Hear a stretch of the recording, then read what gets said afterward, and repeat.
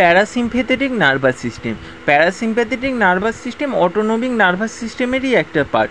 আমরা জানি একটা সেন্ট্রাল নার্ভাস সিস্টেম, একটা peripheral nervous system. Central nervous সিস্টেমে ব্রেন আর স্পাইনাল কর্ড পড়ে, পেরিফেরাল নার্ভাস সিস্টেমে বাকি সব পার্ট পড়ে।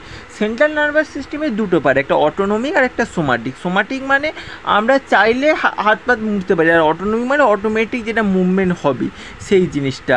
আর সেই অটোনমিকের মধ্যেই দুটো ছিল, একটা প্যারাসিম্প্যাথেটিক আর একটা সিম্প্যাথেটিক। সিম্প্যাথেটিক তো ফ্লাইট অ্যান্ড ফাইট সিচুয়েশনে অন হয়, কিন্তু প্যারাসিম্প্যাথেটিক কখন অন হয়? প্যারাসিম্প্যাথেটিক অন হয় আমাদের যখন হচ্ছে কোনো ডগ বাইট করলো, তারপরে আগার ফিরে আসছে, ব্যাক পজিশন রিল্যাক্স হচ্ছে, তখন ইউজ হয়। আমাদের এই সময় কি রিলিজ হয়? আমাদের এক ধরনের নিউরোট্রান্সমিটার রিলিজ হয় যাকে বলে অ্যাসিটাইলকোলিন।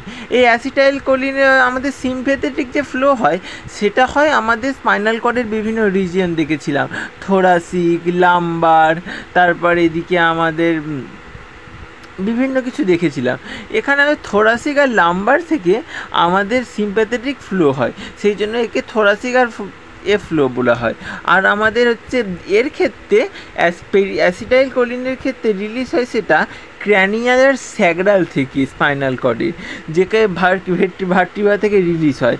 এখানে আমাদের ওপরের দিকে হচ্ছে ক্র্যানিয়া, তারপরে হচ্ছে আমাদের এই যে ওপরে একটা আছে, তারপর মাঝখানে তিনটে সেল আছে, ওপরেরটা হচ্ছে আমাদের মিড ব্রেন, তারপরে আমাদের মেডুলা অবলাঙ্গাটা, এদিকে নিচের দিকে আমাদের এই নিচের দিকে লেজের মতো অংশটা, এইটার নাম হচ্ছে স্যাগ্রাল।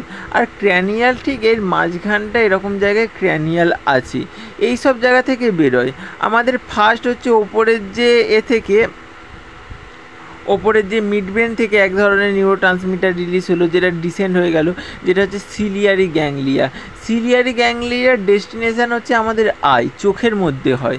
তারপরে এখানে যে সেকেন্ড যে যাচ্ছে আমাদের ক্রেনিয়াল প্রেটো স্যালিভারি গ্যাংলিয়া, এইখানে হচ্ছে একটা ক্রেনিয়াল 7, সেটা হচ্ছে আমাদের ফেসিয়াল গ্যাংলিয়া, যেটা আমাদের হচ্ছে এতে গিয়ে একটা হচ্ছে ল্যাক্রিমাল গ্ল্যান্ডে হচ্ছে গিয়ে, আরেকটা হচ্ছে ন্যাজাল ক্যাভিটিতে গিয়ে হচ্ছে। তারপরে এখান থেকে একটা ফেসিয়াল গ্যাংলিয়ার একটা ব্রাঞ্চ হচ্ছে কোরোর স্টিমপন্স নার্ভ, এরা হচ্ছে সাবম্যান্ডিবুলার গ্যাংলিয়াতে গিয়ে আমাদের হচ্ছে ডেস্টিনেশান হচ্ছে।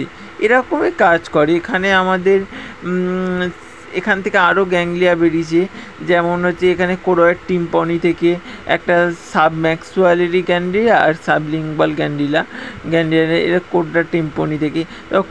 ক্র্যানিয়াল নার্ভ 9, যেখান থেকে গ্যাসোফেগাস নার্ভ রিলিজ হয়, এটা ফার্স্ট হচ্ছে ওটিক নার্ভে গ্যাংলিয়া, তারপরে এখান থেকে প্যারোটিড গ্ল্যান্ড, আর হচ্ছে আমাদের মিউকাস মেমব্রেনে গিয়ে হচ্ছে এখানে হচ্ছে তো ডরসাল নিউক্লি ভেগাস থেকে আমাদের ক্র্যানিয়াল নার্ভ 10, যাকে বলে ভেগাস নার্ভ, এ ওয়াইডলি ডিস্ট্রিবিউট হয়ে যায় সমস্ত শরীরে অর্গ্যানে, যেমন আমাদের এখানে আছে হার্ট, স্টোমাক, প্যাঙ্কিয়াস, এই সমস্ত জায়গায়।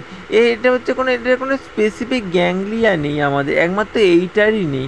বাকি সবগুলো যেমন যে ট্রাইগেমিনাল নার্ভ হেল্প করে আমাদের এখানে গ্যাংলিয়ার পর, এটা হচ্ছে আমাদের ভেগাস নার্ভ ইন্ডিপেন্ডেন্ট, এখানে কোনো গ্যাংলিয়াই প্রেজেন্ট থেকে পুরো ডাইরেক্ট চলে যায়, যে বিভিন্ন জায়গায় গিয়ে তার অ্যাকশান দেখায়। আমাদের এই যে ক্রেনিয়াল আর স্যাগ্রাল দুটো থেকে আউটফ্লো হয় আমরা শুনেছিলাম, স্যাগ্রাল H1, H2, H4 এরকম হচ্ছে। এখানে এর সেল বডিটা কিন্তু থাকে আমাদের থোরাসিক এবং T12, L1 এরকম জায়গাতে, কিন্তু যেখান থেকে বেরোয় সে স্যাগ্রাল থেকে বেরোচ্ছে, এটাকে আমাদের স্যাগ্রাল আউটফ্লো বলে। এটা লার্জ ইন্টেস্টাইন আমাদের জেনিটেলিয়াতে গিয়ে খতম হয়, সেটা মেল জেনিটেলিয়াও হতে পারে, আমাদের ফিমেল জেনিটেলিয়াও হতে পারে। ইনফোরের ক্ষেত্রে হচ্ছে স্প্ল্যানক্রিক নার্ভ, এই সব জায়গাতে গিয়ে হয়।